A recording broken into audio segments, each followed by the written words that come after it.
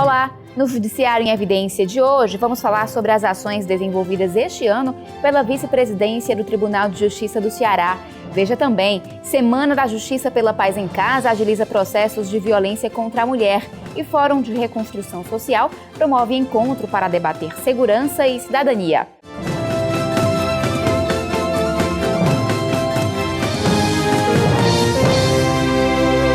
A terceira Semana da Justiça pela Paz em Casa ocorreu entre os dias 30 de novembro e 4 de dezembro em todo o país. No Ceará, a campanha foi organizada pela Coordenadoria da Mulher do TJCE e concentrou esforços na realização de audiências envolvendo processos de violência doméstica e familiar. A programação foi aberta com a assinatura de convênio entre o Tribunal de Justiça do Ceará e instituições de ensino superior. A presidente do TJCE, desembargadora Iracema Vale, conduziu a cerimônia. A desembargadora Sérgia Miranda, presidente da Coordenadoria Estadual da Mulher em Situação de Violência Doméstica e Familiar do Judiciário, também esteve presente. A iniciativa vai beneficiar alunos dos cursos de Direito, Psicologia e Serviço Social. Eles atuarão nas varas especializadas em processos referentes à Lei Maria da Penha e aos crimes de feminicídio. Isso é importante que no momento que está passando toda a sociedade, de tanta violência, para que as pessoas repensem o que nós podemos fazer por uma sociedade mais tranquila, de mais paz e menos ódio e mais amor. Na capital, a Universidade Estadual do Ceará, a Universidade de Fortaleza, a Estácio Fique e a Faculdade Maurício de Nassau estão entre as parceiras. Os estudantes eles vão ser beneficiados podendo botar em prática o que eles aprendem na sala de aula, né? O objetivo é esse. E levar isso para a realidade, justamente para esse setor que está carente, né, da atividade do profissional do serviço social e da psicologia. Além da clínica, a gente pode trabalhar na perspectiva educativa e social, de gestão e saúde do trabalhador, né? Então, assim, capacitando essas mulheres, né, e seus familiares para o mercado de trabalho, na perspectiva também da educação.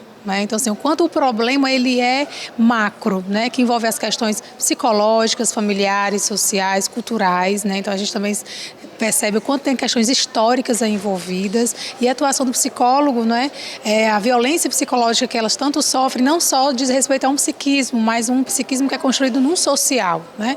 Então a gente vai poder abordar de uma perspectiva social e grupal também. Do sétimo semestre em diante, é muito importante que eles aliem a teoria à prática. E dessa forma, eles estando, né, em contato com o processo, estando em contato até com o próprio cliente, é muito importante para eles isso. Nós temos um núcleo de prática jurídica que tem convênio com a Defensoria Pública, mas só não basta. Então, a gente também trava esses outros tipos de convênios, que é para poder dar essa amplitude de possibilidades para o aluno. A juíza Rosa Mendonça, titular do Juizado da Mulher de Fortaleza, comemorou a assinatura do convênio. Nós temos um quadro reduzido de profissionais, notadamente da área psicossocial, do curso de Direito também, e essas universidades elas vêm nos ajudar no atendimento às mulheres vítimas de violência, aos seus agressores e também aos filhos, atendimento psicossocial, e o pessoal do Direito também vem, né, nos ajudar na questão de deferimento de medidas protetivas, na ajuda de análise, no atendimento às vítimas, né, no atendimento aos agressores. Então é uma parceria assim, muito positiva. No interior, alunos das faculdades INTA, localizada em Sobral, e Vale do Jaguaribe, com sede em Aracati, vão poder estagiar nas unidades do Poder Judiciário. A parceria ela é sempre muito bem-vinda. E de uma forma especial, o Poder Judiciário está também chamando uma parceria e um alerta para algo que é muito importante, que é a violência contra a mulher. E dessa forma, tanto o Poder Judiciário como a instituição de ensino, ela tem todo um papel social. Então, para a comunidade sobralense participar dessa parceria é muito importante. Através de ações que vão ser trabalhadas, através de perspectivas novas para as pessoas que estão vivendo essa problemática, né? Tudo isso nós vamos poder ter e contar e aproximar também a população. Está assinando esse convênio é um passo importante no que se refere a disponibilizar espaços de estágios qualificados para esses nossos alunos, de maneira que eles possam enfrentar essa problemática com mais propriedade, com mais conhecimento, de maneira que eles possam prestar um melhor serviço à comunidade, que é o alvo principal do serviço educacional que nós prestamos ali naquela região. Além da assinatura do convênio, a terceira edição da Semana da Justiça pela Paz em Casa foi marcada pela realização de audiências em que a mulher seja vítima de violência doméstica. Esta assistente social foi testemunha em um dos processos. O filho dela é acusado de agredir a própria sobrinha. Não importa que seja filho, marido, vizinho, toda forma de violência ela deve ser denunciada. E ninguém tem que ter medo, porque a partir do momento que você denuncia, a violência ela freia. Nem que seja preciso punição contra o agressor, para que ele entenda que a violência jamais deve acontecer, e muito menos dentro de um lar. A Semana Nacional da Justiça pela Paz em Casa é uma iniciativa do Supremo Tribunal Federal. A primeira ocorreu entre os dias 9 e 13 de março. A segunda foi de 3 a 7 de agosto. Na última edição, entre 30 de novembro e 4 de dezembro, o Judiciário Cearense agendou 570 audiências, sendo 160 somente no Juizado da Mulher de Fortaleza. Segundo a desembargadora Sérgia Miranda, os números refletem a adesão cada vez maior da Justiça Estadual no combate à violência doméstica e familiar. Para que você tenha uma ideia dessa adesão, na primeira semana nós tivemos 15 comarcas que aderiram, marcando audiências durante esse período. E hoje nós estamos com 59 comarcas. Então isso é a prova cabal de que os juízes do Estado do Ceará estão preocupados com a questão da violência doméstica e se dedicando a um julgamento mais rápido e célere. A ESMEC, Escola Superior da Magistratura do Ceará, sediou o primeiro encontro Diálogos pela Paz. O evento foi promovido pelo Fórum de Reconstrução Social, associação sem fins lucrativos, que tem como missão contribuir para uma sociedade mais justa e segura. O auditório da ESMEC ficou lotado nos 3 dias do encontro Diálogos pela Paz. Servidores, magistrados, demais operadores do direito, representantes do Executivo e Legislativo, profissionais da pedagogia e psicologia, além de universitários, estiveram presentes. Eles participaram de debates para discutir temas como cidadania, segurança, sistema penitenciário e o ser humano. A abertura do evento, no dia 26 de novembro, contou com palestra do psicanalista italiano Contardo Caligares, que falou sobre violência e sociedade. Ele disse que o judiciário é o poder em que a população confia para ver o Brasil mudar. Depois fez análise histórica da violência no país, ressaltou a extrema crueldade física de alguns atos praticados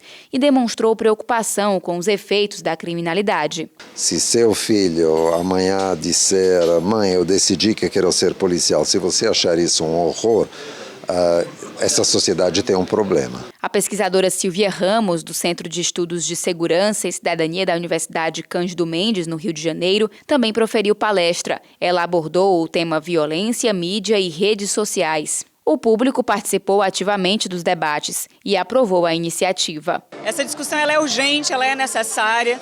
Gostei muito da abordagem do fórum, Diálogos para a Paz. É preciso se construir uma cultura de paz na sociedade.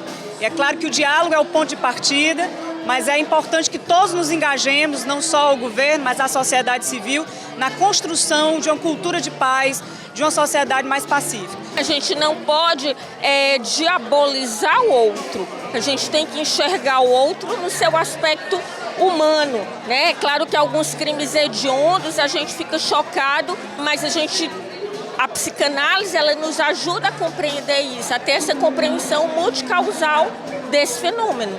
Os juízes Luciana Teixeira de Souza e César Belmino, que também integram a comissão executiva do Fórum de Reconstrução Social, participaram do evento e destacaram a importância do engajamento de diversos setores na busca pela paz. A questão da violência é um fenômeno complexo, é um fenômeno que tem um fundo social muito grande. Então, hoje nós entendemos que a violência não é um problema só de Estado, só do sistema de justiça. É um problema de todos nós, é um problema social, da sociedade e, portanto, todos nós precisamos nos engajar, dar as mãos, se juntar ao Estado para que a gente possa tentar vencer ou minimizar os efeitos dessa violência. O papel do judiciário é dialogar com a sociedade, dialogar com o cidadão comum e mostrar que o Poder Judiciário está de portas abertas a contribuir com a sociedade, com o governo do Estado, com o intuito de encontrarmos soluções para a diminuição da violência urbana. Ao final do encontro, foram elaboradas propostas ao Executivo Estadual que contribuam com a pacificação social. Pensamos num evento que pudesse chamar a sociedade civil, né, e os setores interessados sobretudo os operadores do direito, para discutir seriamente, a partir de vários enfoques, a questão da violência e, ao final, apresentar ao governo do Estado um plano de ação, um manifesto, a fim de que algumas providências que nós aqui estamos estudando, fazendo um diagnóstico, possam ser implementadas no Estado do Ceará. No próximo bloco, vamos falar sobre as ações desenvolvidas pela vice-presidência. Voltamos já. O Tribunal de Justiça do Ceará apresentou os resultados da Semana Nacional da Conciliação no Estado, realizada entre os dias 23 e 27 de novembro. Nos 5 dias de mobilização, o Poder Judiciário cearense realizou 14.335 audiências, que resultaram em 5.934 acordos, um percentual de 41% de êxito. Ao todo, foram agendadas 21.852 audiências no Estado, com o comparecimento das partes em 65% delas. A mobilização contou com a participação das varas cíveis, de execuções fiscais e família, além dos juizados especiais cíveis e criminais, turmas recursais e comarcas do interior. Quem conseguiu um acordo ficou satisfeito. Foi o caso do agricultor Antônio Irã Batista. O atendimento foi rápido e é o que a lei determina, a justiça, eu fiquei satisfeito. Está de parabéns. Para o desembargador Gleidson Pontes, supervisor do Núcleo Permanente de Métodos Consensuais de Solução de Conflitos do TJCE, os resultados foram animadores e mostram que o Judiciário está no caminho certo. Nas semanas anteriores, dos anos anteriores, ele tem sido sempre pontificado como um tribunal que faz muitos acordos. Esperamos que a gente repita, porque o êxito do Ceará tem que se manter, como sempre, no topo, com a premiação que foi recebida recentemente, pelo descongestionamento. Então isso é o exemplo de que o povo cearense é um povo trabalhador. O juiz José Maria Salles, diretor do Fórum Clóvis Bevilacqua, também elogiou o esforço e ressaltou a importância da Semana da Conciliação. Em 2006 foi um dia de conciliação, depois passou a ser uma semana. Nós viemos lutando para que essa cultura da conciliação e da mediação seja implantada na cabeça dos brasileiros para ver se diminui mais essas demandas no judiciário. Durante a solenidade de encerramento, foram premiados os 3 primeiros colocados em concurso socioeducativo promovido pelo Grupo de Auxílio ao Descongestionamento de Processos da capital. Participaram estudantes de Direito de instituições de ensino de Fortaleza, que produziram artigos científicos sobre os temas conciliação e mediação. Além do certificado de primeiro lugar, a estudante Lina Câmara terá o texto publicado na revista Temes, periódico da Escola Superior da Magistratura do Ceará. Ela também vai participar do curso de conciliação promovido pelo NUPEMEC. O meu artigo foi sobre o tema mediação como solução de conflitos ambientais. Nós estamos vivenciando agora o triste desastre que aconteceu em Mariana e, aprofundando mais um pouco sobre isso, eu pude ver a mediação e estudar a mediação como uma solução viável para solucionar os conflitos ambientais. A mediação, ela faz com que a sociedade entre numa cultura de consenso. Muito mais do que diminuir só os números de processo, que já em si é importante, é muito bom ter iniciativas como essa para promover uma cultura de paz. Alunos do 2º e 3º ano do ensino médio também foram agraciados pela participação em concurso de redação com o tema A Cultura da Conciliação Começa em Casa. O texto de Raquel Viana se destacou entre os 15 classificados. Uma semana antes de a gente fazer a redação, o professor, ele falou sobre esse tema, aí a gente conversou na sala, discutimos e teve uma palestra antes. Eu escrevi principalmente que a cultura da conciliação tem que começar no âmbito familiar, porque hoje são muitos processos que tem a justiça, então eu escrevi que as partes envolvidas devem começar no próprio âmbito familiar, eles conversarem e resolverem sem precisar levar à justiça. A juíza Adaide Monteiro, coordenadora do Grupo de Auxílio da capital, destacou o objetivo do projeto junto aos estudantes. O objetivo deste projeto foi no tocante de visitar as escolas públicas e universitários com o intuito de mostrar que o diálogo é a melhor forma para se resolver todo e qualquer litígio e, com isso, chegar a uma composição através da conciliação e mediação, evitando assim a demanda processual.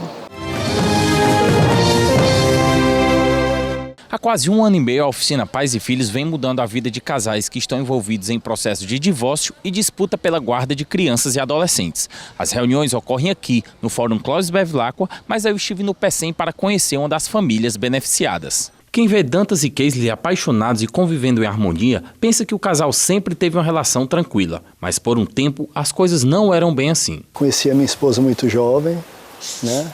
Aliás, nós éramos muito jovens, né?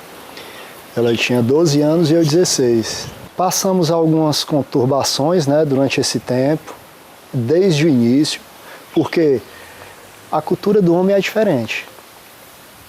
O homem é acostumado desde adolescente a falar de mulher. Quanto mais eu saía, mais ela me destratava, porque ficava estressada, né, nervosa, porque não tinha o marido dela, o homem dela dentro de casa. Isso acarretava em discussões, às vezes na frente dos meninos, às vezes em agressões. Por a gente estar entrando muito em conflito, por conta de coisas assim entre a gente, refletia nas crianças, né? E aí as crianças ficavam exatamente confusas, né, meio perdidas, porque vendo exatamente os pais, né, pai e mãe brigando entre si, que era para ser a segurança deles, que era para passar a segurança, a calma, a tranquilidade, né. O casal chegou a buscar uma nova vida na Europa. No entanto, os desentendimentos eram tão frequentes que a separação foi inevitável. De volta ao Brasil, eles nem imaginavam uma mudança radical no destino após a participação na oficina Pais e Filhos. Foi muito edificante, porque realmente abordou temas que a gente estava passando, mas ninguém enxergava. Não viu o outro lado, né? Não viu o lado dos filhos. Como que eles estavam pensando, a gente viu depoimentos de crianças que passaram por coisas até umas separações muito mais agressivas e a gente fica imaginando, não quero meu filho se sentindo assim, né? Eu aconselho, eu indico todos os casais que estejam passando pela situação que eu passei, procurem. Tem saída, existe solução. Eles realmente se preocupam com a família, com o bem-estar da família. A iniciativa é de responsabilidade do Centro Judiciário de Solução de Conflitos e Cidadania do Fórum Clóvis Bevilacqua. O objetivo da oficina é fazer a conciliação de casais que tenham filhos e estejam envolvidos em processos de divórcio, disputas pela guarda, agressões, entre outros conflitos familiares. Se posteriormente, eventualmente, esse casal vier a se reencontrar de uma outra forma, com esse diálogo restabelecido, como aconteceu com Dantas e com a Keisley, é muito positivo, mas esse não é o objetivo da oficina, nem da mediação familiar, mas sim de restabelecer um diálogo pacífico entre essas partes. A gente está procurando fazer com que as pessoas tenham relações saudáveis, ou seja, tenham relações pacíficas. Ao todo, já foram realizadas 16 oficinas, sendo a primeira delas em julho de 2014. Os participantes são divididos em 4 salas. Os casais ficam separados em 2 espaços. Outro local é destinado às crianças com idade entre 6 e 11 anos. Existe ainda uma sala própria para os adolescentes. Durante os encontros, psicólogos e mediadores voluntários utilizam material produzido pelo Conselho Nacional de Justiça. São promovidas reflexões sobre os sentimentos causados pelo divórcio e as atitudes que podem ser adotadas para minimizar o sofrimento dos filhos nessa fase de transição. A psicóloga Gleiciane Vandan é a responsável pelo treinamento das facilitadoras e coordenadora da oficina. Muitas vezes, né, quando eles chegam, eles nem se aproximam, ficam um de um lado, outro do outro, às vezes virados, né? A criança fica meio deslocada naquela situação, porque no meio da oficina nós promovemos um lanche. E a intenção desse lanche é exatamente promover como se fosse uma convivência familiar, que é esse momento que muitas vezes essa criança não via esse pai ou essa mãe há 6 meses. Então, a gente promove tudo isso em favor dessa família atual e que eles saiam nessa concepção que a família diante do divórcio, ela não acabou, ela mudou, né? Ela mudou. Antes eles eram um casal conjugal e depois do divórcio eles ficaram um casal parental, né? Eles são parentes. Muitas pessoas até riem no meio da oficina e dizem, ele é meu parente, eu não sabia, né? E é exatamente isso que a gente quer levar essa mensagem para as pessoas, é que com o divórcio a família ela não acaba, os filhos vão continuar sempre sendo os filhos destes 2 pais, do pai e da mãe. O desembargador Francisco de Assis Filgueira Mendes está à frente da vice-presidência do Tribunal de Justiça do Ceará desde fevereiro deste ano. No estúdio, eu recebo o magistrado para falar sobre as ações empreendidas ao longo de 2015. Também são nossos convidados o juiz auxiliar da vice-presidência, Ezequias da Silva Leite, e o assessor Rafael Lopes. Desembargador, quais as atribuições da vice-presidência? Além de ser o substituto nato da presidência dos impedimentos, afastamentos ocasionais, a vice-presidência tem encargo, primeiro, de proferir admissibilidade de recursos extraordinários e especiais por delegação na presidência. Nós também resolvemos e decidimos as liminares dos desembargadores que estão de férias ou impedidos. Nós temos também outras atividades administrativas, como processo administrativo e presença junto ao Conselho Superior da Magistratura, relatar processo, etc. Entre as atribuições da vice-presidência está a análise de processos envolvendo demandas repetitivas. Como isso ocorre atualmente? Bem, essa tratativa dessas demandas repetitivas, nas quais se repetem questões jurídicas idênticas em vários processos, elas são tratadas no âmbito dos recursos que estão sob juízo de admissibilidade, ou seja, que estão para subir para o Superior Tribunal de Justiça e o Supremo Tribunal Federal. Num primeiro momento, cabe à vice-presidência, que exerce esse juízo de admissibilidade primeiro, prévio, identificar dentre esses recursos aquelas demandas que são repetitivas quanto a questões de direito. Uma vez identificada essa questão repetitiva, é selecionado 1, 2 ou 3 casos que servirão como paradigma para o julgamento do STJ, no caso de questão federal, e do Supremo Tribunal Federal, no caso de questão constitucional. Então, não sobem os outros recursos ficam sobrestados, aguardando o julgamento desse caso paradigma que subiu para a análise da questão de direito. Então, doutor Ezequias, no âmbito do TJCE, existe algum órgão responsável por esse trabalho? Sim, o Núcleo de Repercussão Geral e Recursos Repetitivos, chamado NURE, é um corpo funcional vinculado à vice-presidência e foi instituído a nível de Brasil pelo Conselho Nacional de Justiça, a resolução número 160 de 2012. A finalidade principal para a qual esse órgão existe é dotar os tribunais de um corpo permanente, um corpo funcional qualificado e especializado em gerenciar essas demandas repetitivas e catalogá-las, divulgá-las no site do tribunal, informar o Conselho Nacional de Justiça dentro dessa sistemática de tratativa dessas demandas repetitivas. O Judiciário em Evidência faz um breve intervalo e daqui a pouco volta a falar sobre as ações da vice-presidência do TJCE. Súmula, resumo de reiteradas decisões da Justiça sobre determinado assunto. Estamos de volta para falar sobre as ações da vice-presidência do TJCE. Nossos entrevistados são o desembargador Francisco de Assis Filgueira Mendes, o juiz auxiliar da vice-presidência, Ezequias da Silva Leite, e o assessor Rafael Lopes. Doutor Rafael, o que é exame de admissibilidade de recursos aos tribunais superiores?